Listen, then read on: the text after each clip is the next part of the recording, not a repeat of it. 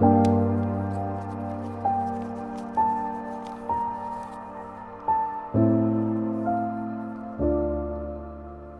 want people to know that I didn't do it because I wanted to die. I just wanted to escape, and I had no idea how else to find that peace that I hadn't felt in so long. In a way, I can empathise with this, because at one point in my life, all I wanted was peace of some kind. There's so many, better options that you can explore, whether you know them at the time or not. It's the way that I think about it.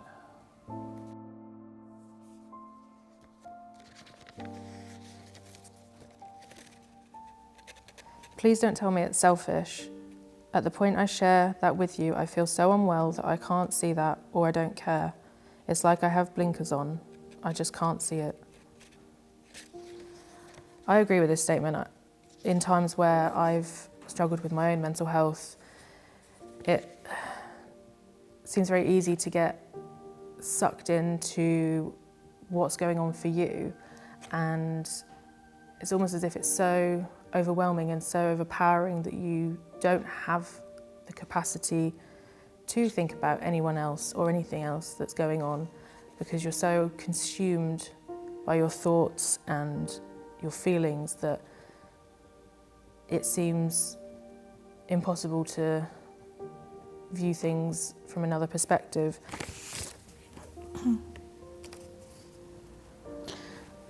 I was so angry at first when my friend said they felt suicidal. I thought I was going to lose them, and that came out in fear, and I shouted at them. I wasn't prepared to hear it, and I didn't know how to feel. I wish I had some information on this before, so I knew where to suggest they could go to talk.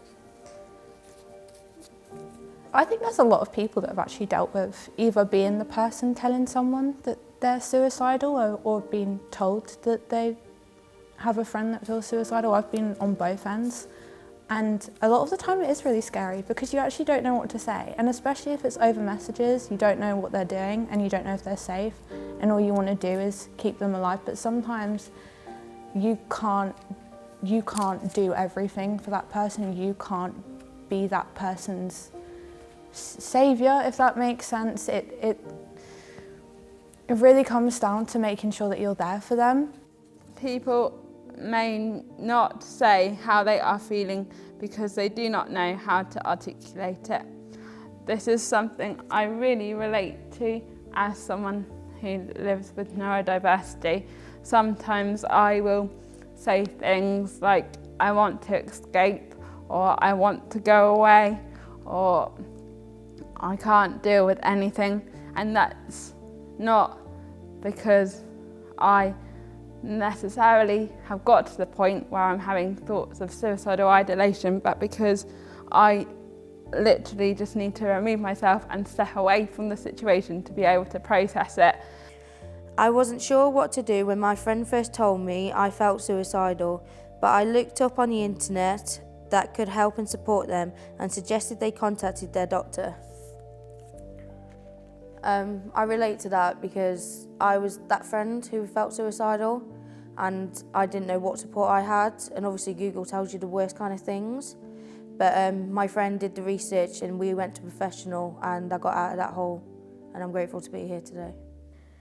Not every crisis is as obvious, and it's important to note that sometimes it can look like things are getting better when for the person they are actually getting worse.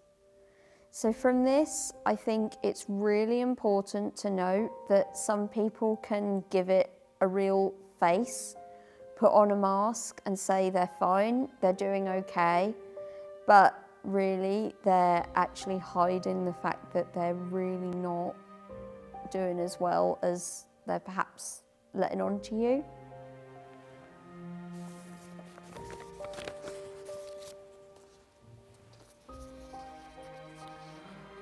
I told my mum that I was suicidal, and she was angry because I had self-harmed. She didn't talk to me on the way to hospital or whilst I was there, which made me feel worse. It's only now that we've spoken about it, and she said she was just worried and didn't know how to react, and it came out in anger, but at the time I thought it was because she didn't care. It's made me realise that although it can be difficult to hear someone tell you that they feel this way, your response can make a massive difference. You might feel scared, but listening and supporting them can make it more likely for them to share things with you in the future. I can really relate to this, both as a parent and a professional. When you're overwhelmed with worry and anxiety, it can be really hard to slow down and just try to take the space to listen to the other person without trying to fix the problem. So this is great advice. You want to take away the pain and you want to fix the problem as quickly as possible.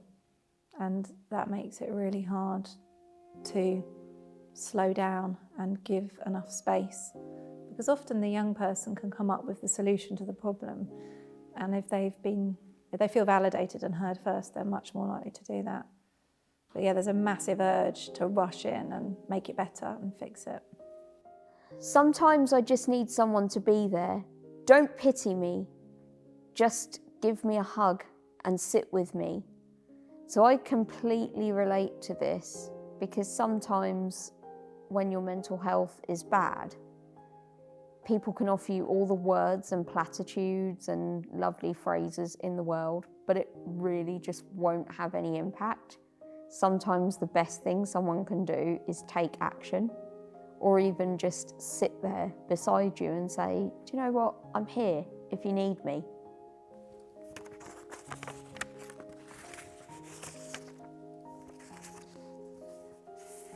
Finding someone's hobbies can really help. Listening to music with them and doing something they enjoy to show them that they matter. I think this is really important because you don't necessarily have to have a direct conversation, but just being with that person in the moment. And for me, personally, doing arts and crafts and bringing me kind of to the present is really helpful for me.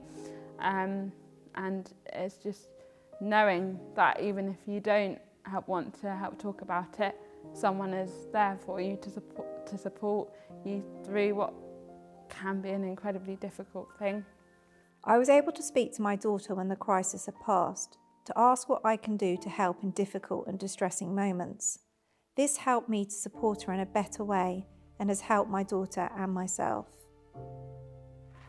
I think this is really helpful because when things are calmer, you can talk to one another and make a plan. And it just means that when you're in the scenario again, or when you're struggling to know what to do as the other person, you've got that guideline really. And I think that makes a massive difference. It gives you permission to do something which you might otherwise not consider doing.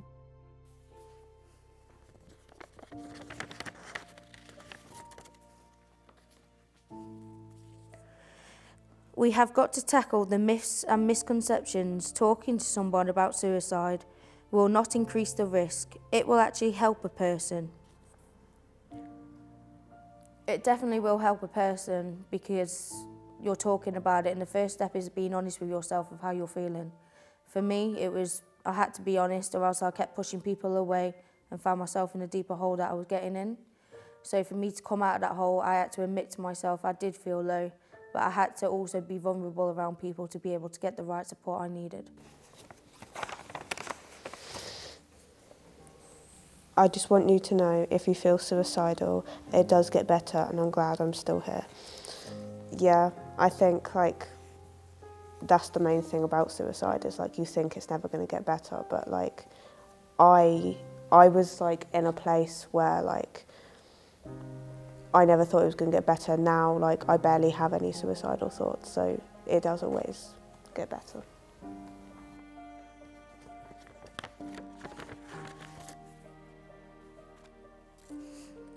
When you feel like giving up, just remember why you held on in the first place and how long you held on for. So for me, that was a really lived experience. I wanted to give up. It doesn't matter what I had in place, what things I had in life.